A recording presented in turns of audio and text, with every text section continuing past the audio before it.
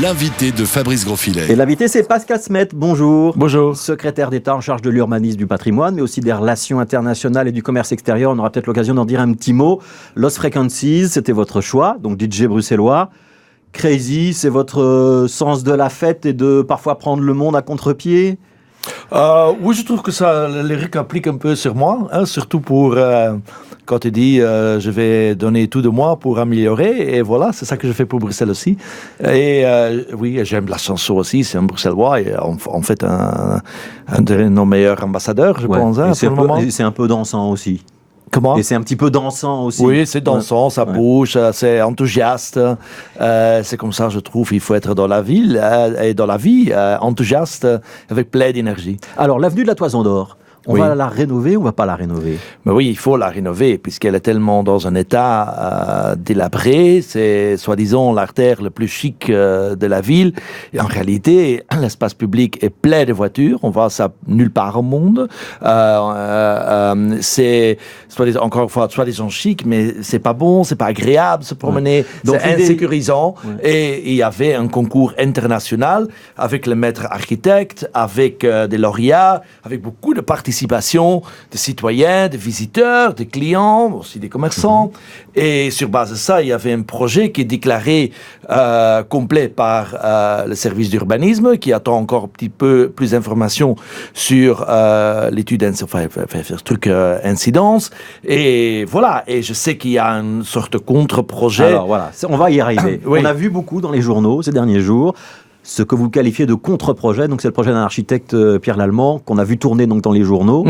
Ça, c'est pas le vrai projet. C'est pas celui qui va aboutir. Non, le vrai projet. Mais c'est quoi ? Ça veut dire qu'il y a du lobbying sur l'administration bruxelloise je trouve ça pour un peu avoir bizarre. le projet qui est pas le bon. Oui, mais je trouve ça tout un peu bizarre. Hein.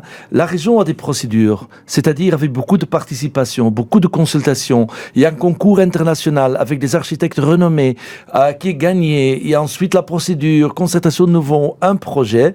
Il y a un parti de commerçants qui disent on n'est pas d'accord puisqu'on veut encore plus de voitures. Ça, c'est d'abord déjà un choix politique et pas. Il faut écouter ce qu'ils disent les arguments, mais à mon avis, les arguments ne sont pas les bons. Et ensuite, il faut voir est-ce qu'on peut encore améliorer le projet de la région. Si c'est pas améliorable, évidemment, on veut le faire. Mais moi, je trouve un peu bizarre et j'ai dit ça, mais entre-temps, il a pris contact par des indirects, M. Lallemand, pour me voir. Je vais espérer le voir prochainement, puisque je trouve c'est un peu bizarre. Il a vu tout Bruxelles sauf moi. Et c'est un peu bizarre. Mais encore une fois, ma porte est ouverte. Si on peut améliorer un projet, on doit le faire. Mais il y a des procédures à respecter. Ça veut dire quoi ? On vit pas dans une ville bananière où tout est possible. Donc Pierre Lallemand, l'architecte, il a le soutien des commerçants. Et donc on a vu les photos dans beaucoup de journaux de ce qu'il prévoyait de faire. Mais donc c'est de l'intox, c'est du lobbying. C'est pas ça qui va se passer ? Ou ça va ressembler quand même à ça au final ? Mais j'ai dit au Parlement, je peux pas commenter le projet de Lallemand. D'abord, pourquoi ? Le dossier est incomplet, déclaré par l'administration urbanisme. Deuxièmement, c'était pas concerté avec le propriétaire. C'est Bruxelles Mobilité. Je constate que le propriétaire ou le gestionnaire a un autre projet. Dans n'importe quelle autre ville, État, ils ne comprennent pas ça. C'est complètement. Ça veut dire qu'on essaye de faire pression sur vous. On essaye de faire pression sur vous, Pascal Smet. Si le commerçant veut améliorer le projet, ils le peuvent. Ma porte est ouverte pour écouter les arguments, comme la porte est pour moi, pour tout le monde ouverte. Et moi, ce que je veux, c'est que cet espace public, puisque ça, c'est le but, qui est pas un espace public, c'est un grand parking public. C'est pas agréable. Tout le monde sait pour le succès commercial d'une artère, y compris de l'artère de luxe, il faut des espaces publics de bonne et haute qualité. Alors, elle fait 20 mètres de large, cette avenue de la Toison. Elle fait 20 mètres de large, cette avenue de la Toison d'Or. Demain, pour vous, elle ressemble à quoi ? Il n'y a plus qu'une ou deux bandes de voitures, il y a très peu de places de parking, il y a des arbres, il y a des pistes cyclables, et il y a un grand espace piéton. C'est à ça qu'on doit arriver. Mais n'oublie pas, il y a des bandes dans le tunnel. Donc pas de circulation en surface. Oui, encore circulation en face. Et le débat est-ce que ça doit être une ou deux bandes chaque direction. Et entre Louise et le tunnel, l'ouverture tunnel, c'est dans le plan aujourd'hui une bande. Entre l'entrée tunnel et Porte-à-Mur, c'est déjà deux bandes chaque direction.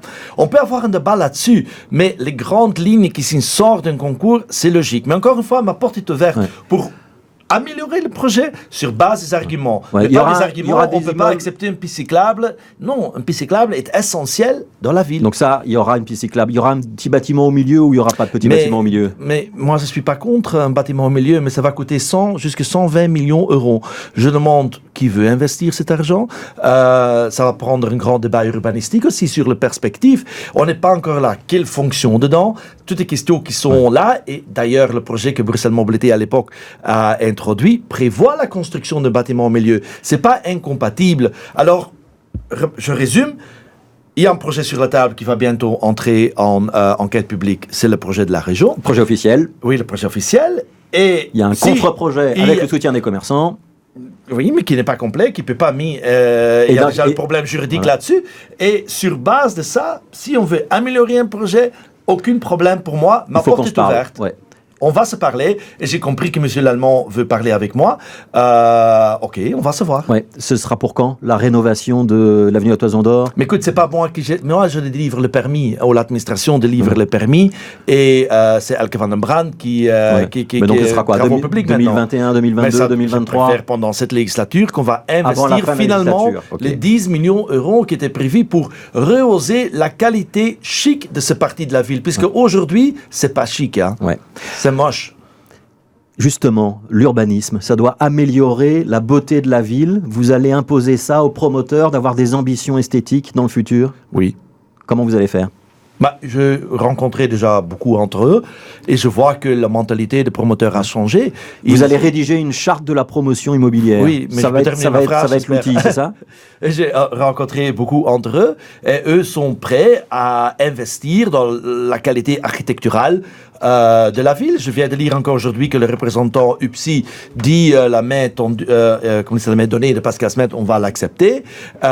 C'est bien. Et maintenant, on va travailler ensemble. Et je crois que tout le monde doit bien comprendre qu'une ville est déterminée par ses habitants, par l'espace public et par ses bâtiments et l'interaction. Il faut rehausser l'ambition et c'est ça qu'on va faire ensemble. Ça veut dire que ces immeubles qui se ressemblent tous avec des parois en verre, tout carrés, des cubes qui se ressemblent, ça c'est fini? On vous allez demander aux Si ça architectes, demande, oui, si vous allez demander aux architectes d'être un peu plus originaux? absolument. Ouais. Vous allez pouvoir Absolument. l'imposer aux promoteurs ou pas?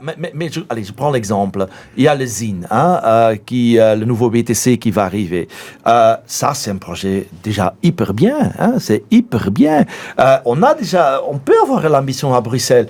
Mais ça coûte plus cher souvent pour les promoteurs. Mais en effet, les tours avec les fenêtres vertes, avec des petits trucs blancs maintenant, ça ressemble à rien. Bruxelles doit avoir plus de gueule, plus d'ambition là-dessus. Et on peut, puisqu'on a des meilleurs architectes au monde. Alors, utilise-le. Ouais. Ça veut dire aussi quoi? Qu'on va utiliser les toits, les toitures, les balcons, qu'on va verdir les façades? Oui, moi je vais verduriser les façades des tours. Je veux que les toits des tours sont devenus des espaces publics. Ça peut être parfois pour un bar au restaurant, ça peut être un solarium pour prendre le soleil, ça peut être un urban farming, ça peut être aussi, pour moi, un truc pour jouer au basket. Ouais. On doit faire ce qu'ils font déjà dans beaucoup d'autres pays, c'est des perspectives, des vues d'eau en ville est formidable. Regarde le succès à l'époque de 58, le parking 58.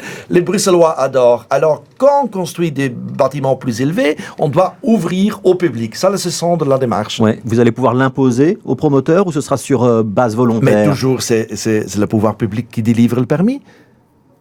Donc ce sera une condition? Pas une obligation totale, mais on va avoir un dialogue. La manière qu'il faut construire à Bruxelles doit être changée. Dès le début, commune, région, promoteur, maître architecte, commission monument site, quand ils sont impliqués, doivent se mettre autour du table et accompagner un projet avec un but, donner de gueule à Bruxelles et avoir plus d'ambition. Donc dans 5 ans, on jugera Pascal Smet en se disant est-ce que Bruxelles a plus de gueule ou pas? Dans 10 ans. Dans 10 ans. Puisque ça prend du temps, même avec la mobilité, ça a pris du temps aussi. Aujourd'hui, je suis invité partout à l'étranger pour parler de ce qu'on a fait à Bruxelles. Au début, c'était aussi compliqué. Tous les gens tapaient sur moi. Et aujourd'hui, le combat que j'ai fait pendant 5 ans est devenu the new normal, le nouveau normal. Je suis très fier de ça. Et on va faire exactement la même chose avec l'urbanisme. Merci, et Pascal ensemble Smet. avec le ministre-président Rudy Vervoort et les autres dans le gouvernement, puisqu'on partage cette ambition. Merci Pascal Smet. BX1 ⁇ L'invité de Fabrice Grosfilet. Notre invité, c'est Pascal Smet, secrétaire d'État en charge de l'urbanisme et du patrimoine. On va rester sur cette question-là un instant. On a beaucoup parlé d'urbanisme et de votre vision de la ville qui doit avoir de la gueule. Hein, c'est l'expression que vous avez employée. Il y a une question que beaucoup de gens se posent sans avoir beaucoup de prétentions d'urbanisme. C'est ceux qui veulent rénover leur maison, construire. Et il y a beaucoup de retard dans les services urbanisme. Est-ce qu'on va résoudre ce retard? Mais déjà, le nouveau règlement du COBAT prévoit des délais de rigueur. Il faut respecter. Si les communes ne respectent pas, le dossier est transféré à la région. Pour ça, on va engager plus de personnes. Hein. On est dans une procédure maintenant d'engager des dizaines de nouveaux fonctionnaires pour justement pouvoir organiser. C'est une des premières décisions qu'on a prises d'engager du personnel. En plus, on veut digitaliser à l'avenir, automatiser beaucoup plus et aussi prendre un arrêté de minimum importance qui permet de faire des travaux sans permis. Voilà, donc ça sera effectif. On va pouvoir le sentir dans 1 an, dans 2 ans. J'espère bien, dans un an. Ouais. Je reviens sur la question de l'urbanisme. Il y aura plus de tours à l'avenir à Bruxelles, c'est inévitable ça. Et ce seront des tours de combien d'étages? Mais l'accord gouvernemental prévoit qu'on va construire des hauts bâtiments, alors des tours, mais on ne peut pas faire n'importe quoi. On n'est pas New York, mais on n'est pas Bokrek non plus. Hein. On doit trouver un bon équilibre et on doit le bien intégrer dans l'espace public, bien intégrer dans le quartier, avec un espace, avec une qualité architecturale. On doit tenir en compte la perspective, puisque le tour, on ne voit pas seulement dans le quartier, mais on voit de très loin.